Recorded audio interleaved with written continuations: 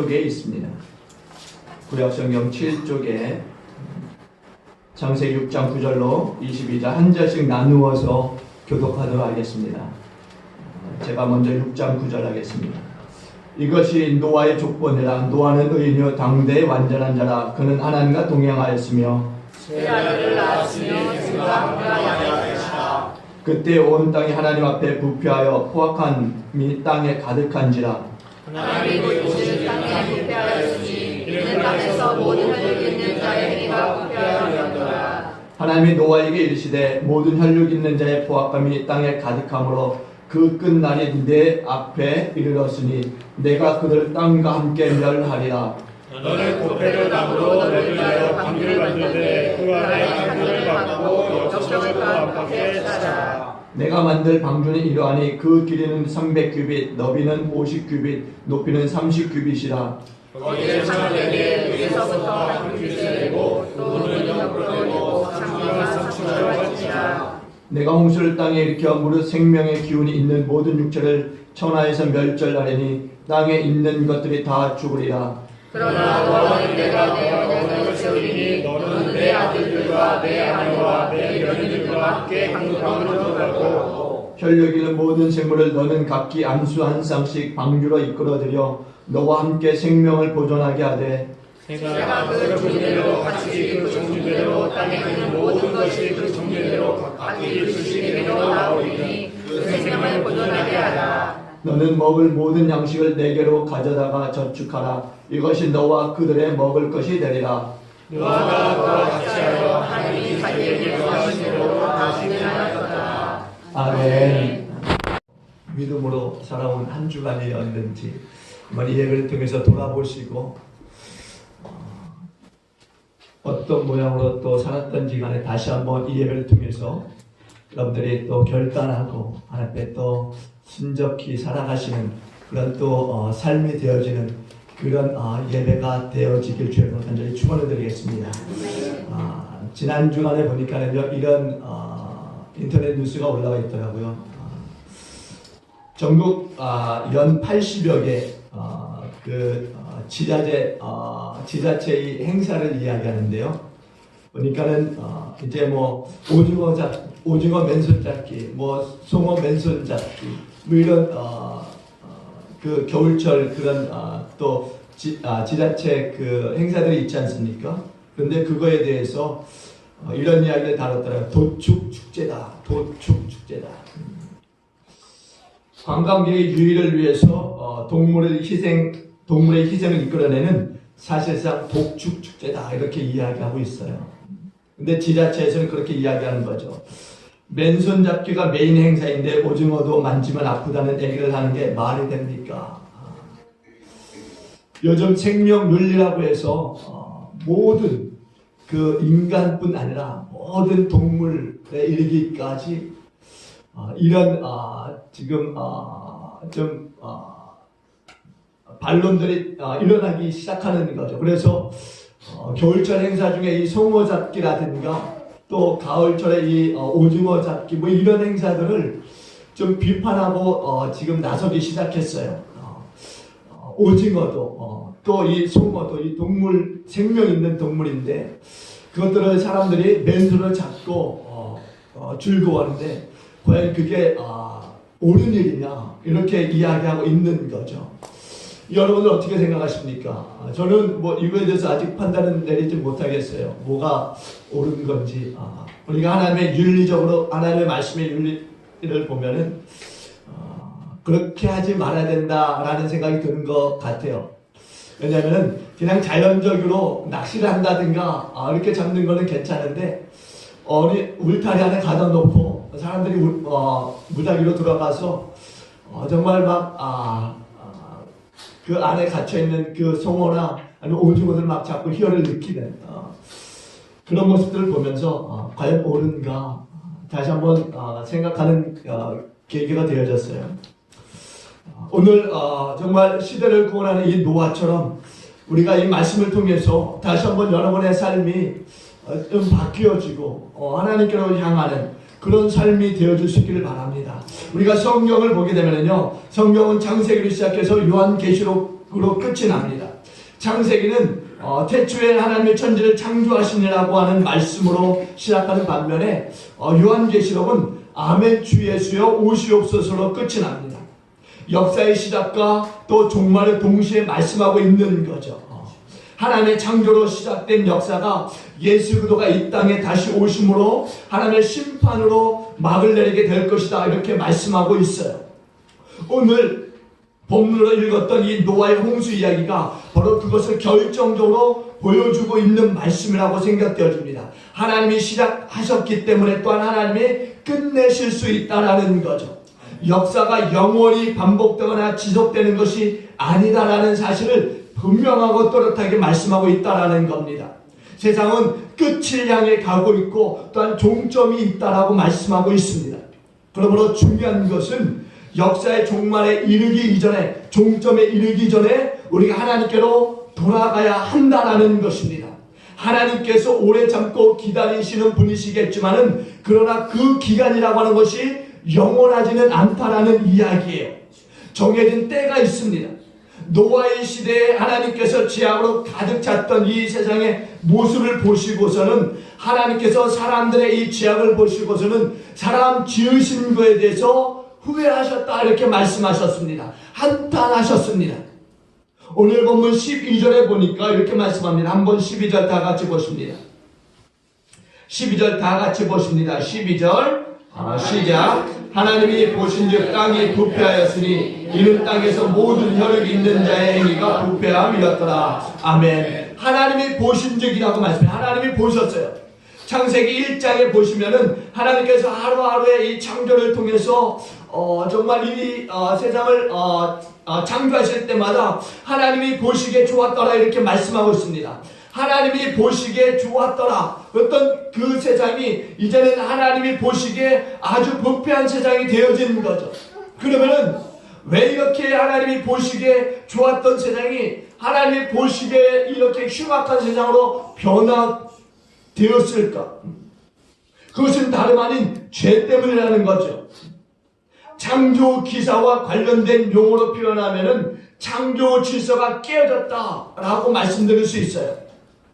창조 질서의 이 파괴, 하나님께서 천지를 창조하실 때 혼돈에서 질서를 이끌어내셨습니다. 그러므로 하나님께서 보신 아름다운 이 질서를 유지하고 관리해야 함에도 불구하고 우리 사람들이 혼돈으로 이끌어갔다라는 거죠. 죄가 이 땅에 들어옴으로 말미암아서 무질서하게 되었다라는 겁니다. 11절의 말씀을 우리가 다른 번역 성경으로 보게 되면은 이러한 표현으로까지 말씀하고 있어요. 하나님이 보시니 세상이 썩었고 무법천지가 되어 있었다, 이렇게까지 말씀합니다. 하나님이 보시니 세상이 썩었고 무법천지가 되었다. 무법천지가 되었어요. 무질서하고 혼돈의 세상이 되었다라는 것입니다. 질서가 무너진 혼돈의 이 때, 바로 그때는 하나님이 심판하시는 때라는 거죠. 오늘날 얼마나 많은 부분에서 이 질서가 무너져 있습니까? 요즘 연일 계속해서 뉴스에서 정부가 서울 강남 부동산 문제를 해결하고자 그린벨트 지역을 해결해서 거기 아파트를 짓겠다, 이렇게 말하고 있습니다. 그런데 이거에 대해서 해당 지자체가 반대하고 나섰어요. 여기에서 벌어지고 있는 국토 난개발을 문제 삼은 거죠. 어디든 파헤치고 또 자르고 뒤집어 엎고 또 송한 곳이 하나도 없게 만드는 것, 이거에 대해서 동의할 수 없다라는 겁니다. 이것은 어찌 보면 창조의 질서를 무너뜨리는 요소임에 분명해요. 뿐만이 아닙니다. 낙태라든가 생명이 복제라든가 생화학 무기라든가 이것들이 이 지구상에 하나님이 창조하신 것들을 얼마나 많이 파괴하고 있습니까? 혼돈의 세상, 무질서, 그야말로 무법천지가 되어졌습니다. 이런 모습들을 보면서 하나님의 심판의 때가 점점 더 가까움을 우리가 느끼게 된다는 거죠. 이런 모습이 반복되어지는 결코 않을 것입니다. 언젠가는 이런 이 혼돈의 이 모습을 다시는 바로잡을 때가 있다라는 거죠. 앞에서 말씀드렸지만은 중요한 것은 그때가 오기 전에 우리가 하나님께로 돌아가야 된다라는 거예요. 이 혼돈의 질서가 계속되어지지는 않을 거라는 거예요. 끝이 있다는 거죠. 하나님 분명히 다시 오심을 통해서 이 땅을 심판하실 거라는 거예요. 그때가 이르기 전에 우리가 하나님께로 돌아가야 된다라는 거예요. 사도 바울은요, 그 임박성에 대해서, 긴박성에 대해서 이렇게 말씀하고 있습니다. 고린도후서 6장 2절에 중반절에 보니까 보라 지금은 은혜 받을 만한 때요, 보라 지금은 구원의 날이로다, 이렇게 말씀하고 있어요. 여러분, 지금인 줄로 믿습니다. 바로 지금이 우리에게 기회인 줄로 믿습니다. 하나님께로 돌아갈 수 있는 기회인 줄로 믿습니다. 지금이 구원의 때인 줄로 믿습니다. 시작이 있으면 반드시 끝이 있는 줄로 믿습니다. 태어나는 일이 있으면 죽는 날이 있는 줄로 믿습니다. 자기가 태어난 날은 알 수 있지만은 죽는 날은 알 수가 없어요. 여러분, 그럼에도 불구하고 이 세상 마지막 날 심판의 그 날을 알 사람은 아무도 없다는 거죠. 그러므로 속히 우리가 하나님께로 돌아가야 된다는 거예요. 예수님께서 때와 기와는 하나님 아버지의 권한에 속해 있다라고 말씀했어요. 천사도 아들도 모른다라고 말하고 있습니다. 그럼에도 불구하고 우리가 말씀을 통해서 깨닫는 것은 지금이 우리에게 때라는 거죠. 기회라는 것입니다. 구원의 문이 열려있는 이때 우리가 들어가야 된다라는 거예요. 문이 열려있어요. 그것도 활짝 열려있습니다. 그러면 우리는 그 문을 향해서 들어가야 되는 줄로 믿습니다. 중요한 것은 이 문이 영원히 열려있지는 않을 거라는 거죠. 분명히 닫히는 날이 있을 겁니다. 지금 들어가야 되는 거예요. 후회할 때는 이미 늦는 겁니다. 아직 내게 힘이 있을 때, 아직 예배할 수 있는 기회가 있을 때 들어가야 된다는 거예요. 늦기 전에, 우리가 건강할 때 이 문으로 들어가야 되는 줄로 믿습니다. 함께 들어가실 수 있게 주의 이름으로 축원드립니다. 하나님께서 왜 심판을 경고하고 계십니까? 물론 죄 때문이지만은 심판의 원인이 아니라 중요한 것은 목적이에요. 왜 하나님께서 이 세상을 심판하시느냐? 노아의 때 왜 이 땅을 심판하셨느냐는 거죠. 하나님을 거부했던 사람들을 죽이고 심판하시는 것 그 자체가 그러면 하나님의 목적이느냐는 거죠. 아닙니다. 심판 자체는 목적이 아니에요. 목적이 될 수 없는 거죠. 오히려 하나님의 이 목적은 구원에 있는 것을 믿으시기 바랍니다. 심판은 구원을 위함이라는 거예요. 하나님의 이 창조는요, 혼돈에서 질서의 그 창조라고 분명히 말씀드렸어요. 죄와 타락은요, 창조 질서의 파괴였습니다. 다시 말씀드리면은 혼돈에서 질서의 창조된 세계가 다시 무질서함으로 또 무법천지로 혼돈에 이 빠진 이 상태가 죄가 가득한 상태라는 거예요. 그런데 이것을 그냥 두고 넘어갈 수 없는 거죠. 그래서 심판이라고 하는 것을 통해서 이 무질서를 다시 잡겠다라고 하는 말씀이에요. 그러니까 무질서를 다시 재편하는 수단이 바로 심판이라는 거죠. 여러분, 다시 창조의 이 질서를 이루기 위해서 지금의 무질서를 하나님이 심판하시겠다 말씀하고 있는 거예요. 그러니까 심판은 목적이지 수단이 아니라는 거예요. 심판은요, 심판 자체를 위한 것이 아니라 새로운 창조를 위한 것이 되어지고 있다는 거죠. 요한계시록에 보시면 하나님께서 세상을 심판하십니다. 마지막 백보자 심판 후에 사도 요한은요, 새하늘과 새 땅, 새 예루살렘을 보았어요. 새하늘과 새 땅, 새 예루살렘, 그것은요, 새로운 질서가 이제 이루어지는 것입니다. 무질서는 깨어지고 이제 새로운 하나님의 질서가 이루어지는 것이 바로 새하늘과 새 땅과 새 예루살렘이라는 거예요. 하나님의 심판의 목적은 바로 거기에 있는 거죠. 새하늘과 새 땅을 위한 심판이라는 거예요. 그 새 질서를 만들기 위한 것이라는 거죠. 다시 훼손되지 않은 아름다움을 창조하기 위해서 이 세상을 심판하시겠다 이렇게 말씀하고 있는데, 오늘 본문에 나오는 이 홍수 심판은 어떻습니까? 이 심판이 창조의 포기입니까? 하나님이 심판으로 이 세상의 이 창조를 다 무너뜨리기 위함입니까? 하나님께서 창조하신 것을 철회하시고자 함입니까? 아니에요. 새로운 질서를 만들어 가시기 위함이라는 거죠. 그래서 노아를 택하시고 노아를 구원하는 모습을 통해서 우리는 하나님께서 다시 이 무질서를 새로운 아름다움으로 만들어 가시기 위함이라는 것을 깨닫게 되는 거죠. 노아를 통해서 세계 질서를 다시 한번 재편하시기 위함이라는 거예요.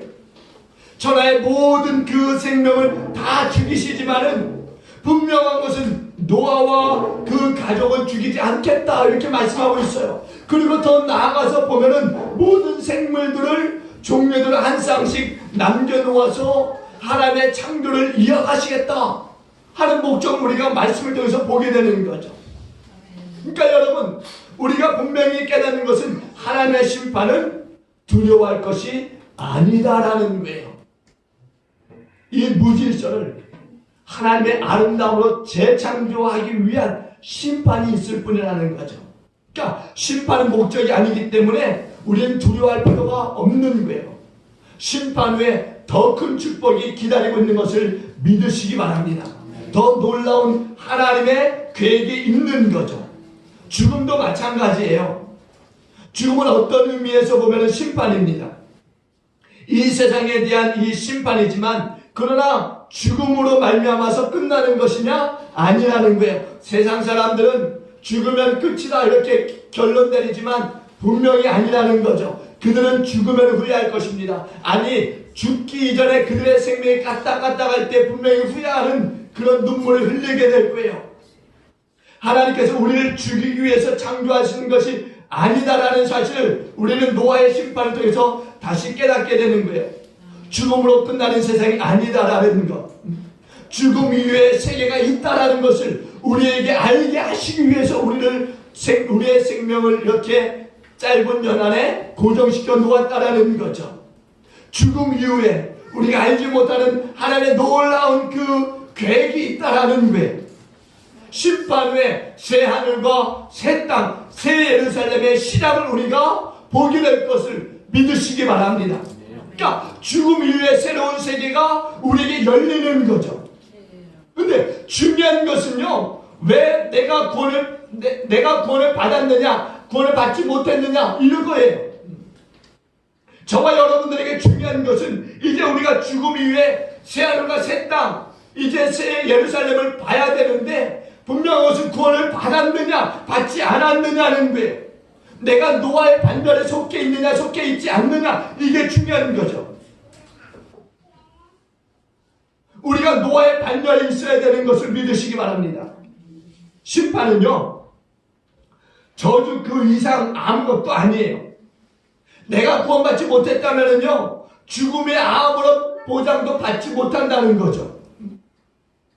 그런 의미에서 노아가 누구냐, 어떻게 살았느냐, 이거 굉장히 중요한 거예요. 아무쪼록 오늘 말씀을 통해서요, 시대를 구원하는 그런 노아처럼 살아가시는 저와 여러분이 되길 주님으로 축원을 드립니다. 첫째, 노아는요, 하나님께 은혜를 받은 사람이었어요. 오늘 8절에 보니까는요, 이렇게 말씀합니다. 그러나 노아는 여호와께 은혜를 입었더라. 그러나 노아는 여호와께 은혜를 입었더라. 그러면서 9절에 보니까 노아에 대해서 또 여러 가지로 소개하는 말씀이 등장하는데요. 보니까 노아는 의인이요, 당대의 완전한 자요, 그는 하나님과 동행하였다, 이렇게 말씀합니다. 노아는 의인이었고 완전한 자였고 또 하나님과 동행하는 사람이었어요. 하나님께서 그에게 은혜를 주심으로 말미암아서 그가 당대의 의인이요 완전한 자요, 그가 하나님과 동행할 수 있었던 거죠. 여러분, 하나님께서 노아에게 은혜를 주심을 통해서 그가 의인이 되었고 완전한 자가 되었고 하나님과 동행하는 사람이 되어진 거예요. 그러니까 구원이라고 하는 것은 하나님의 은혜고 하나님의 선물인 줄로 믿습니다. 우리의 공로가 아니라는 거예요. 행위가 아니라는 거예요. 값없이 주시는 것인 줄로 믿습니다. 우리가 범죄하여서 아직 죄인 되었을 때 그리스도께서 우리를 위해서 십자가에서 죽으심으로 말미암아서 우리의 모든 죄의 행위가 씻음받은 줄로 믿습니다. 그러니까 먼저는 하나님의 사랑, 하나님의 은혜가 먼저라는 거예요. 그 은혜가 뭡니까? 하나님의 은혜가 뭐예요? 어떤 분은 하나님의 은혜를 하나님이 베풀어 주시는 특혜다 이렇게 말합니다. 그래요. 하나님의 은혜는 특혜예요. 하나님께서 특혜를 주시는 사람이 있는 거죠. 시편 118편에 보면은 이렇게 말씀합니다. 여호와는 내 편이시라. 내가 두려워하지 아니하리니 사람이 내게 어찌할까. 여호와께서 내 편이 되사 나를 돕는 자 중에 계시니 그러므로 나를 미워하는 자들에게 보응하시는 것을 내가 보리로다. 하나님께서 누군가의 편이 되어주시고 있습니다. 출애굽하는 이스라엘 백성과 그 뒤를 쫓는 애굽 군대를 한번 생각해 보세요. 이스라엘 백성들이 홍해 앞에서 진퇴양난의 그 어려움을 당할 때 하나님께서 누구의 편이 되어주셨습니까? 이스라엘의 편이 되어주신 것을 믿으시기 바랍니다. 이스라엘과 또 애굽 군대가 어떤 차이가 있었느냐? 누가 더 윤리적으로 도덕적으로 의로울까? 성경 그걸 보지 않아요. 애굽 군인들이 도덕적으로 악해서 수장된 것이냐? 아닙니다. 그럼 왜 그들이 바닷물 속에 빠져 죽을 수밖에 없었느냐? 그것은 소속이 잘못되었기 때문이에요. 어느 편에 속해 있느냐가 중요한 거죠. 이스라엘은 하나님께서 편들어 주시는 사람들이었어요. 모세의 편이었다는 거죠. 그러니까 하나님께서 이스라엘 백성들에게 특혜를 주실 수밖에 없는 거예요. 근데 애국 군대는 거기에 소속되지 않았던 거죠. 그러니까 물에 수장될 수밖에 없었던 거예요. 여러분, 하나님의 은혜의 자리에 서 있는 저와 여러분들은 복받은 사람인 것을 믿으시기 바랍니다. 한번 옆에 있는 분들에게 인사하세요. 당신은 복을 받은 사람입니다. 여러분, 그 복은요 헤아릴 수 없는 복이에요. 계산되지 못하는, 정말 너무나 높고 깊고 넓어서 우리가 측량할 수 없는 복이라는 거죠. 하나님께서 아브라함이 다른 사람보다 의로워서 그를 믿음의 조상으로 세운 줄 아십니까? 아니에요. 우리가 하나님의 은혜를 받고 나니까 그가 의로워졌는 줄로 믿습니다. 오늘 노아도 마찬가지예요. 하나님의 은혜를 입고 났더니 그가 의인이 되었고 완전한 자가 되었고 하나님과 동행하는 사람이 되어진 줄로 믿습니다. 여러분, 우리가 잘나서 하나님의 택함을 받은 사람들이 아니다라는 것을 깨닫고요, 늘상 겸손한 저와 여러분에게 주의 이름으로 축원합니다. 겸손해야 돼요. 겸손해야 됩니다. 세상 사람보다 우리가 잘났기 때문에 구원받은 게 아니라는 거예요. 우리는요 세상 사람들 앞에서요 의로울 것도 없고요 자랑할 것도 없는 사람들이에요. 다만 하나님께서 특별히 우리를 선택하신 것이기 때문에 우리가 그 은혜를 우리가 자랑할 뿐이라는 거죠. 우리의 자랑해서는 안 돼요. 하나님의 그 부어주신 그 특별한 은혜, 그것만 자랑하며 살아가야 되는 거죠. 우리가 어떻게 하나님의 백성이 되었습니까? 그건 하나님의 특별한 선택하심이 있었기 때문이에요. 우리가 어떻게 의로워졌습니까? 하나님께 우리를 선택해 주셨기 때문에 우리가 의로워진 줄로 믿습니다. 우리는 여기 있어요. 구원이라고 하는 것이 꼭 개인적인 것만은 아니다라는 사실을 우리가 깨닫게 돼요. 우리는요 개인 구원만 생각할 수 있는데 성경에 보면은요 오늘 말씀도 그렇지만 여러 군데에서 구원이 집단적으로 이루어지는 것을 우리가 볼 수 있습니다. 아브라함이 조카 롯을 생각해서 그를 위해서 기도할 때 그의 가족을 구원하는 것을 보지 않습니까? 그러니까 하나님과 나와의 1대1의 관계를 넘어서 때로는 집단적으로 구원하시는 하나님의 특별한 은혜를 우리가 보게 되는 거죠. 성경을 보게 되면은요 언제나 구원이 1대1의 관계 속에도 있지만은 둘 이상의 구원도 있음을 우리에게 말씀하고 있다는 것을 다시 한번 깨닫게 돼요. 말씀드렸지만은 하나님께서 아브라함을 택하실 때 아브라함 한 사람만 보고 택하셨습니까? 아니에요. 분명히 말씀합니다. 하나님은요 아브라함의 가문과 그 민족 전체를 구원하시고자 하시는 계획이 있다는 것을 분명히 아브라함에게 말씀하고 계시다라는 거죠. 이스라엘 민족과 아브라함의 후손된 우리 모든 이들을 다 구원하시고자 하시는 계획이 있음을 우리가 볼 수 있다라는 거예요. 그러니까 아브라함을 통해서 아브라함의 후손 전체를 구원할 계획을 가지고 계신 분이 하나님이시라는 거예요. 오늘 본문에 나오는 노아도 마찬가지예요. 노아 한 사람만 구원하시고자 그 큰 배를 지으라고 말씀하셨습니까? 아니에요. 노아의 가족, 그의 아내와 그의 아들과 며느리, 그리고 그 동물들 가운데 암수 한 쌍씩을 다 구원까지 하시는 하나님의 계획을 우리가 보게 되는 거죠. 노아의 가족들 뿐만이 아니라 노아 방주에 들어오는 모든 동물 공동체를 구원하시고자 하시는 하나님의 계획을 우리가 볼 수 있는 거예요. 앞에서 출애굽 사건에 대해서 말씀드렸는데요. 이스라엘이 애굽에서 구원받은 것도 마찬가지예요. 개인적인 구원이 아니었어요. 이스라엘 민족을 구원하시고자 하는 것을 우리가 보지 않습니까? 민족적인 구원의 사건이었던 거죠. 애국 군인들이 이스라엘 사람들 사이에서요 함께 살았어요. 그냥 애국 사람들 따로 이스라엘 따로 이게 아닙니다. 함께 모여서 살고 있었던 공동체였어요. 그런데 구원은 이스라엘만 구원하시는 하나님을 보게 되는 거죠. 우리 가운데에서도 서로 사는 주소가 틀리지 않습니까? 그런데 그 가운데 하나님께서 특정한 하나님의 백성들만 골라서 이끌어내시는 것을 우리가 보게 된다는 거예요. 그러니까 바로 이런 역사를 통해서 하나님은 민족을 구원하시는 그런 하나님의 계획을 우리가 들여다볼 수 있어요. 그러면은 어떻게 하나님이 이렇게 구별되게 하시느냐? 어떤 이유에서느냐? 바로 말씀드린 것처럼 소속이 다르기 때문이에요. 소속. 애굽이 망한 이유는 다름 아닌 바로의 소속이었기 때문이라는 거예요. 그러나 이스라엘이 구원받은 이유는 바로 모세의 소속이었기 때문인 거죠. 다른 이유는 존재하지 않아요. 노아 시대에 살아남은 동물들도 마찬가지예요. 그 동물들이요 물에 빠져 죽은 짐승들과 다른 이유는 바로 여기에 있는 거죠. 노아에게 속해 있었기 때문이에요. 여러분, 노아에게 선택되어졌다라는 것, 이게 굉장히 중요한 거죠. 그러니까 그 방주라고 하는 것은 이 선택받은 사람들을 위해서 있는 거예요. 그러니까 우리에게 있어서 어디 소속이냐라고 하는 것은 너무나 중요한 겁니다.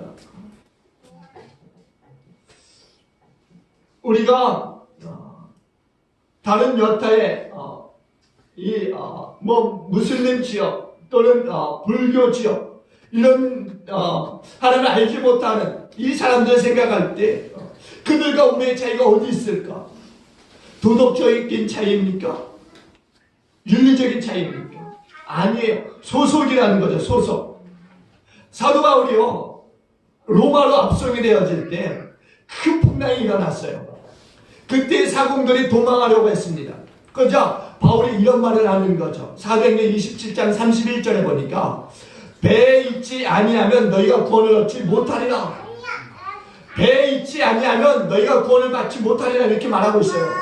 큰 풍랑이 일어나서 배가 다 부서질 정도가 되어졌는데 그 배에 있지 않으면 너희가 구원을 받지 못하리라 이렇게 말하고 있는 겁니다. 그러니까 구원과 멸망은요 한 끗 차이밖에 되지 않는 거예요. 그러니까 배에 있느냐 아니면 그 배에서 떨어져 있느냐, 공동체에 남아 있느냐, 그 공동체에서 떨어져 있느냐, 이게 중요하다라는 거예요. 로마서 5장 17절에 이렇게 말씀합니다. 한 사람의 범죄로 말미암아 사망이 그 한 사람을 통하여 왕노릇하였은즉 더욱 은혜와 의의 선물을 넘치게 받는 자들은 한 분 예수 그리스도를 통하여 생명 안에서 왕노릇하리로다. 생명 안에서 왕노릇하리로다. 아담에게 속해 있느냐, 예수 그리스도에게 속해 있느냐, 이게 중요한 거죠. 그래서 사도 바울은 늘상 말씀에서 그리스도 예수 안에, 그리스도 예수 안에, 그리스도 예수 안에 그 말을 강조하고 있는 거예요. 그리스도 예수 안에 있으면 어떻게 됩니까? 우리는 새로운 피조물입니다. 그리스도 예수 안에 있으면 어떻게 됩니까? 우리는 하나님의 백성입니다. 그리스도 예수 안에 있으면 어떻게 됩니까? 우리는 하나님의 자녀입니다. 그러니까 그리스도 예수 안에 있다고 하는 것이 어떤 의미이냐? 죄를 씻김 받았다, 또 거듭났다, 죄와 사망의 권세에서 풀어졌다 라고 하는 말씀이에요. 하나님의 편이 되어졌다는 말입니다. 또 여기 한 가지 첨가해야 될 것은 믿음의 공동체 일원이 되어졌다 라고 하는 말씀이에요. 그러니까 믿음의 일원의 공동체 일원이 되어졌다, 이것은 교회 공동체에 소속하게 되어졌다라는 거예요. 그러니까 이게 중요한 거죠. 하나님은요, 믿음의 사람 이 개인을 구원하시기도 하시지만은 또한 교회를 구원하시는 것을 봅니다. 하나님은요, 교회의 편이신 줄로 믿습니다. 그러니까 여러분, 교회 일원이 되었다고 하는 것은요, 결국 하나님의 편이 되어졌다라는 이야기예요. 그러니까 하나님께서 혹시 한 사람에게만 특별한 관심을 가지고 있는 것 아니냐?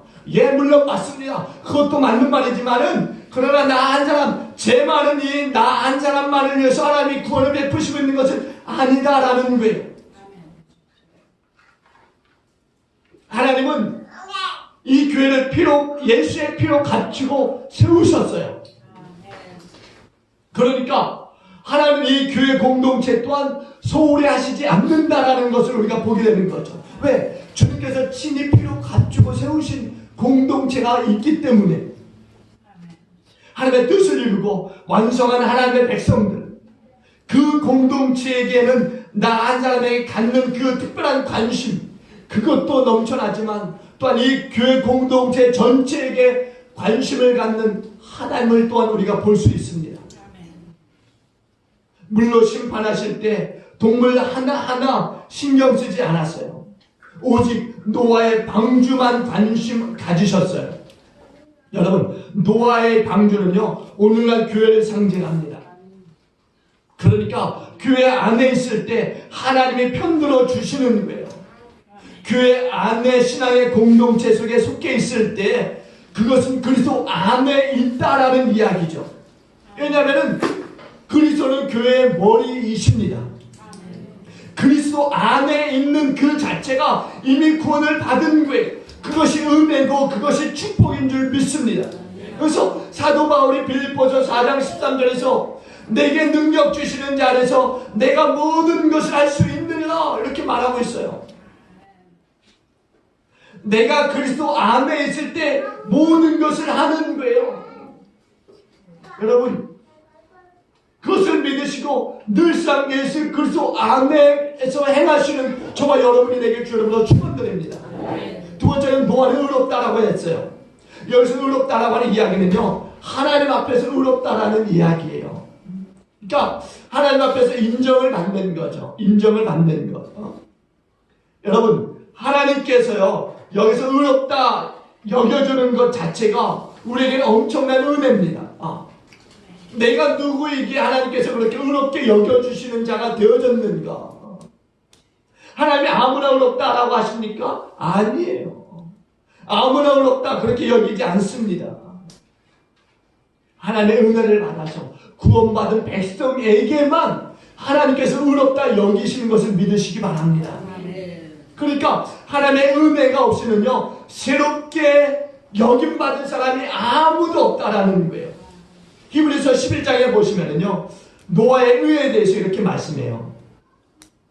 11장 7절인데요.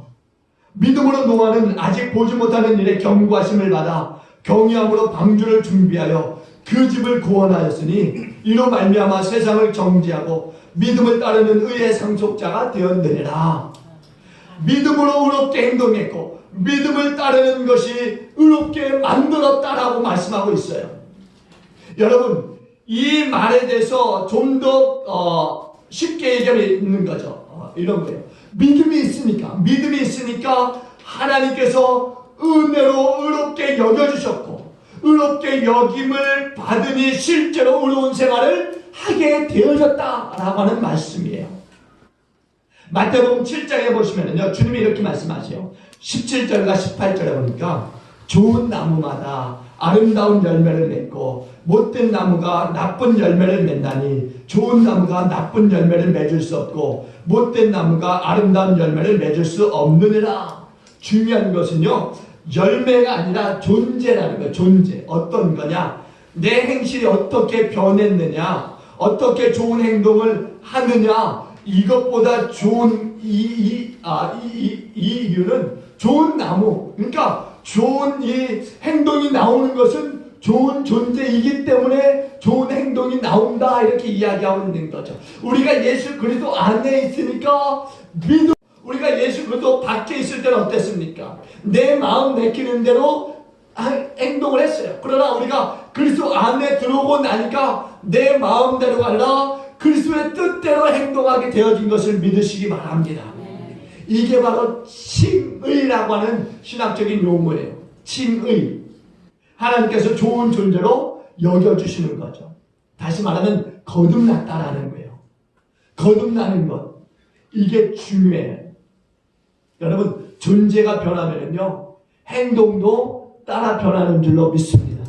그러니까 우리는요, 세상 나가서요, 예수 안 믿는 척 그렇게 생활해서는 안 된다는 거예요. 왜?